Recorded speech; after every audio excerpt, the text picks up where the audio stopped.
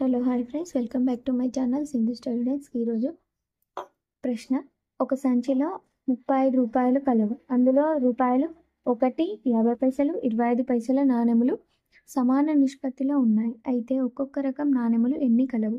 ఇప్పుడు ఏమున్నాయి? రూపాయలు 1, 50 పైసలు, నెక్స్ట్ 25 పైసలు. సమాన నిష్పత్తి అంటే 1:1:1 అంటే 1x:1x:1x.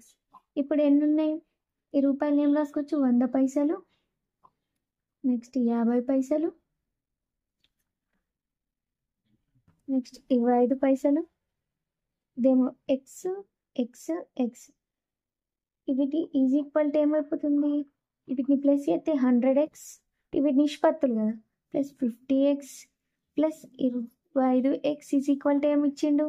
35 రూపాయలు. అంటే 35 రూపాయలకి పైసలలో మార్చుకుంటే 35 వందల పైసలు. 175x equal to 3500.